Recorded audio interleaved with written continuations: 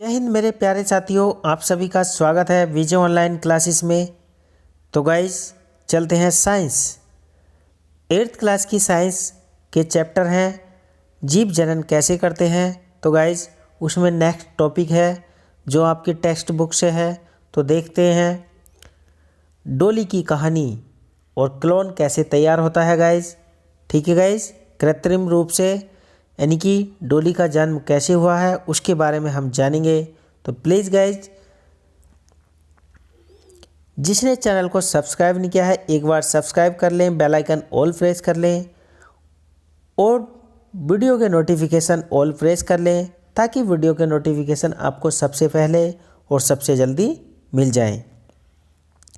और गाइज अपने कमेंट के माध्यम से आप अपनी प्रतिक्रिया मुझे दें ताकि वीडियो में और इम्प्रूवमेंट और अच्छे से आपके सामने मैं पेश कर सकूं। तो गाइज ये वीडियो जो है ऑल कंपटीशन एग्ज़ाम के लिए IAS, PCS, railway, SSC, lower subordinate, IAS, PCS सभी कंपटीशन एग्ज़ाम के लिए और 8th क्लास की होम परीक्षाओं के लिए और सभी परीक्षाओं के लिए, बोर्ड परीक्षाओं में भी ये क्वेश्चन पूछे जाते हैं, अक्सर सभी जगह आते हैं। तो प्लीज़ गाइज देखिए, चलते हैं हम डोली की कहानी और जानते हैं, डीपली अध्ययन करते हैं। ठीक है गाइज, और वीडियो को प्लीज़ लाइक और शेयर कर दीजिएगा। ठीक है गाइज, आप अपने इष्ट मित्रों में जो पढ़ने वाले हैं या अन्य जानकारी और जो कंपटीशन एग्ज़ाम की तैयारी कर रहे हैं, ठीक है गाइज, तो प्लीज़ लाइक एंड शेयर। किसी समरूप कोशिका या किसी अन्य जीवित भाग अथवा संपूर्ण जीव को कृत्रिम रूप से उत्पन्न करने की प्रक्रिया को हम क्लोनिंग कहते हैं। क्या कहते हैं गाइस? क्लोनिंग कहते हैं। किसी जंतु की सफलतापूर्वक क्लोनिंग सर्वप्रथम यान बिलमुट और उनके सहयोगियों ने एडिनबर्ग, स्कॉटलैंड, रोजलिन इंस्टीट्यूट में की थी। ये इंस्टीट्यूट का नाम है। भेड़ को क्लोन किया गया था। और किसको क्लोन किया गया था? भेड़ को। उस भेड़ का नाम था गाइस डोली। क्वेश्चन आएगा सर्वप्रथम किसको क्लोन किया गया? तो भेड़ को। और उसका नाम क्या था? तो डोली। नेक्स्ट आगे देख रहे हैं आप, चित्र में देख रहे हैं डोली का जन्म 5 जुलाई 1996 को हुआ था। और डोली का जन्म कब हुआ? 5 जुलाई 1996 को। यह क्लोन किया जाने वाला पहला स्तनधारी था। और डोली का जो क्लोन किया जाने वाला वो पहला ही स्तनधारी था। ठीक है गाइज, तो देख रहे हैं चित्र में आप, तो देखिए फिन डॉर्सेट भेड़, फिर स्कॉटिश ब्लैकफेस ईव थी, फिर इससे जो है डोली का निर्माण हुआ। यानी कि इन दोनों के जीन्स लेने के बाद में ये डोली नाम की भेड़ तैयार हुई। ठीक है गाइज,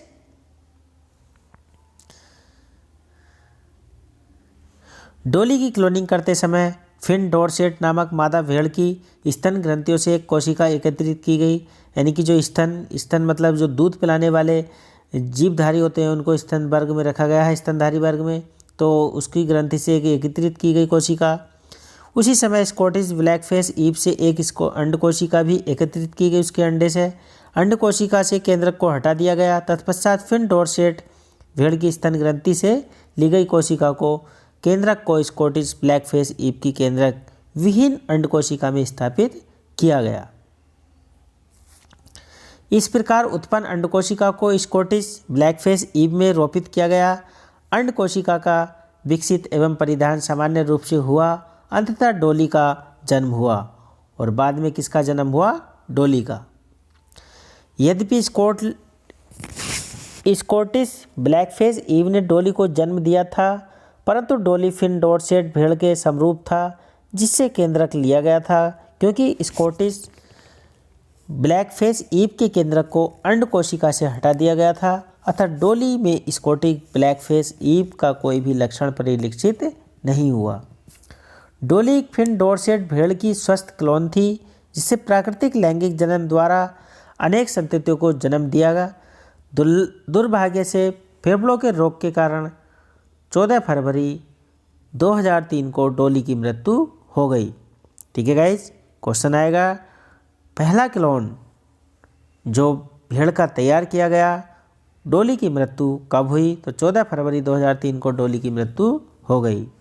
डोली के बाद स्तनधारी को क्लोन बनाने के अनेक प्रयास किए गए, परंतु बहुत तो जन्म से पहले ही मर गए और कुछ की जन्म के बाद मृत्यु हो गई है, यानी कि सफलतापूर्वक अभी विकास नहीं हुआ है। क्लोन वाले जंतुओं में अक्सर जन्म के समय अनेक विकृतियाँ होती हैं और जब हम उनको जन्म देते हैं तो उनमें अनेक विकृतियाँ पैदा हो जाती हैं। ठीक है गाइज, आगे देखते हैं। 2 विधियों द्वारा प्रजनन करते हैं। तो देखिए, जो जंतु होते हैं, जंतुओं में जो है 2 विधियों द्वारा प्रजनन होता है। नंबर 1 लैंगिक जनन तथा अलैंगिक जनन। अलैंगिक जनन में केवल एक कोशीय जीव ही प्रजनन करते हैं और लैंगिक जनन में जो है यानी कि द्विकोशीय होते हैं, एक मादा होता है और एक नर होता है। ठीक है, जैसे स्त्री और पुरुष लिंग निर्धारण करते हैं और नई संतति का जन्म करते हैं। ठीक है गाइस, आगे चलते हैं। नर युग्म। नर युग्म एवं मादा युग्म के संलयन द्वारा जनन को लैंगिक जनन कहते हैं। ठीक है गाइस, यानी कि लैंगिक जनन किसे कहते हैं? तो नर युग्म यानी कि नर और मादा के दोनों के मिलन से जो नई संतति का जन्म होता है उसको हम लैंगिक जनन कहते हैं। ठीक है गाइस। अंडाशय और अंडवाहिनी एवं गर्भाशय मादा के जनन अंग हैं। अंडाशय और अंडवाहिनी गर्भाशय मादा के जनन अंग हैं। तो अंडाशय कहाँ पाया जाता है? महिला की यूट्रस में, बच्चेदानी में। अंडवाहिनी भी महिला की बच्चेदानी में पाई जाती है एवं गर्भाशय मादा के जननांग ये भी यूट्रस में ही पाया जाता है। नर के जननांग है। अब देखिए नर के जननांग देखते हैं। नर मतलब व्यक्ति के, तो वृषण होता है। लिंग के नीचे 2 अंडे होते हैं गोल गोल से, उनको हम वृषण कहते हैं। शुक्राणु नली होती है और शुक्राणु नली होती है जिनसे स्पर्म्स या वीर्य बच्चेदानी में जाता है, एवं शिशिन जिसको हम लिंग कहते हैं। ठीक है गाइज, तो ये पुरुष के जननांग हैं। नेक्स्ट आगे देखते हैं।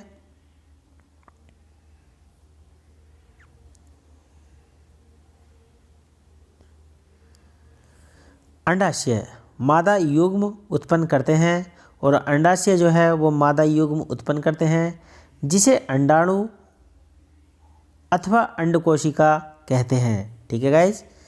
वृषण नर युग्म उत्पन्न करते हैं और अंडाशय जो होते हैं वो महिला की बच्चेदानी में होते हैं जिनसे अंडे का निर्माण होता है, और वृषण नर युग्म उत्पन्न करते हैं जिससे शुक्राणु कहते हैं। और शुक्राणु कहाँ से आते हैं? यानी कि वृषण के द्वारा 2 वृषण नलिका होती हैं जो अंडे होते हैं, उनसे X और Y शुक्राणु जाते हैं। ठीक है गाइज। अंडाणु एवं शुक्राणु का संलयन निषेचन कहलाता है। महिला के अंडे और पुरुष के शुक्राणु जब आपस में मिलते हैं स्त्री पुरुष के मिलन के बाद में, तो जो सेक्स रिलेशन होता है उसके बाद में तत्पश्चात जब जो क्रिया होती है, रिएक्शन होती है, तो उससे अंडाणु और शुक्राणु का मिलन होता है जिसे हम क्या कहते हैं? निषेचन।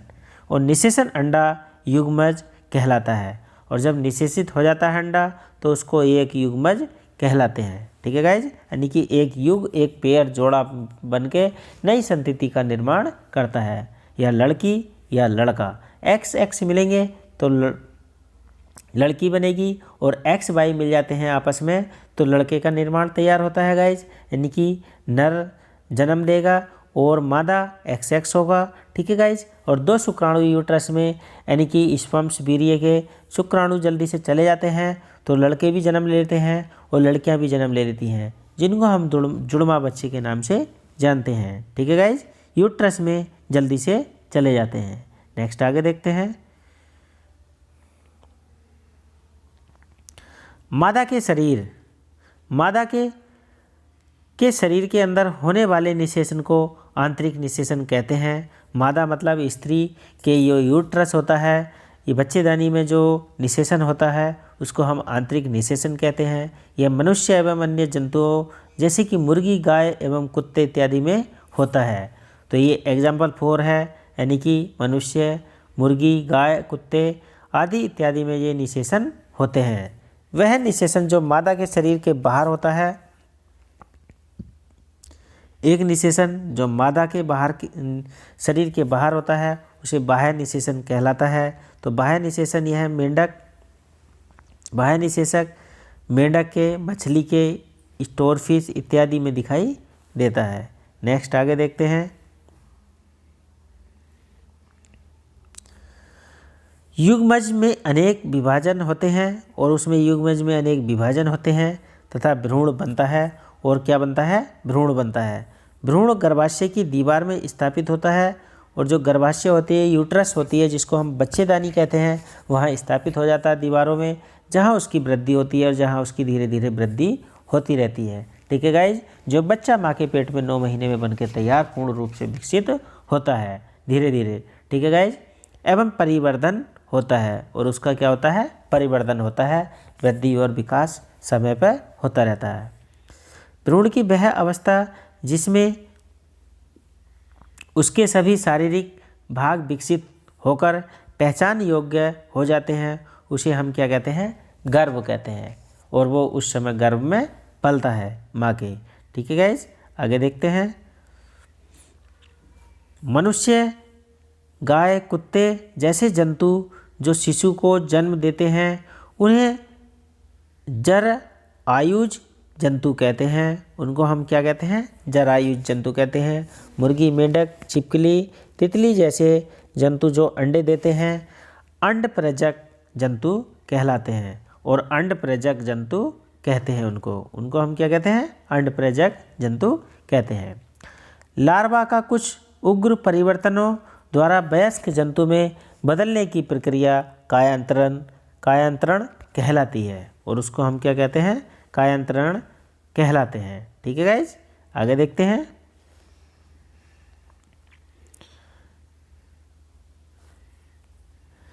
जनन का वह प्रकार जिसमें केवल एक ही जीव भाग लेता है अलैंगिक जनन कहलाता है। ठीक है गाइज, अलैंगिक जनन मतलब जिसमें केवल नर के द्वारा या मादा के द्वारा होगा, मेल फीमेल का मिलन नहीं होता है, तो उसको हम अलैंगिक जनन कहते हैं।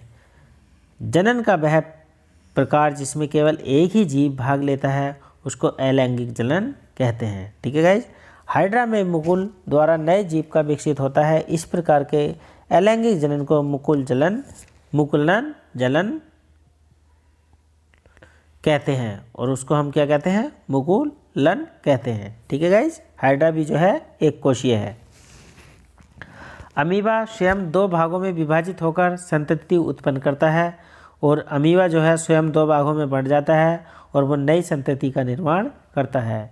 इस प्रकार के अलैंगिक प्रजनन को द्विखंडन कहते हैं। ठीक है गाइज, और इस प्रकार के अलैंगिक प्रजनन को हम क्या कहते हैं? द्विखंडन कहते हैं। यानी कि अमीबा आपस में द्विखंडन होकर नई संतति का निर्माण करता है, अपने ही दो भाग बनाकर और नई संतति का निर्माण करता है। ठीक है गाइज, तो ये अलैंगिक प्रजनन कहलाता है। तो बाकी आगे देखते हैं और फिर अब नेक्स्ट वीडियो में इस चैप्टर के क्वेश्चन आंसर आपको प्राप्त हो जाएंगे। Most very important all competition exam के लिए, ऑल बोर्ड एग्ज़ाम के लिए, ऑल होम परीक्षाओं के लिए, सभी के लिए इम्पोर्टेंट्स होते हैं गाइज। कोई भी मंजिल तलाशते हैं आप, तो मंजिल जो है वो बुनियाद पे ही निर्माण होता है। यानी कि हमारी बुनियाद नींव अच्छी होती है तो हम 10 मंजिल या 20 मंजिल खड़ी करें तो हमें मजबूती दिखाई देती है, और हमारी बुनियाद ही कमज़ोर होगी तो हमें ऊपर का भी जो है हमें डर लगता है कि कहीं गिर ना जाए। तो इसलिए इस प्रकार से गाइज आपको जो है शुरू से अच्छी तैयारी करनी है। ठीक है गाइज, और वीडियो अच्छी लगती हैं अपने इष्ट मित्रों में शेयर कीजिए प्लीज़ गाइज। एक लाइक, एक शेयर, और जिसने चैनल को सब्सक्राइब नहीं किया है बेल आइकन ऑल प्रेस कर लें, चैनल को सब्सक्राइब कर लें। ठीक है गाइज, अपने कमेंट के माध्यम से आप मुझे प्रतिक्रिया दें। ठीक है गाइज, मैं हृदय से आपका स्वागत करता हूं और सभी को जो है आपके कमेंटों का जवाब मैं एक स्पष्ट यानी कि समय समय पर देता रहूँगा गाइज। ठीक है गाइज, कोई भी त्रुटि होती है उसके लिए क्षमा याचना आप सभी से हाथ जोड़कर विनती है। ठीक है guys, please guys like and share. ठीक है गाइज, जय हिंद, जय भारत।